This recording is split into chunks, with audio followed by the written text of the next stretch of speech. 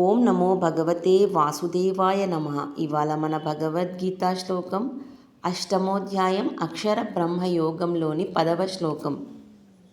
ప్రయాణకాలే మనసాచలేన భక్త్యా యుక్తో యోగబలేన చైవ భ్రువోర్మధ్యే ప్రాణమావేశ్య సమ్యక్ సతం పరం పురుషముపైతి దివ్యం. ఈ శ్లోకానికి అర్థం, మరణించే సమయంలో మనస్సును చంచలంగా కాకుండా స్థిరంగా ఉంచి భక్తితో యోగబలంతో కనుబొమ్మల మధ్య ప్రాణాన్ని నిలిపి పరమాత్మను స్మరించే వ్యక్తి ఆ దివ్యమైన పరమ పురుషుడిని చేరుకుంటాడు.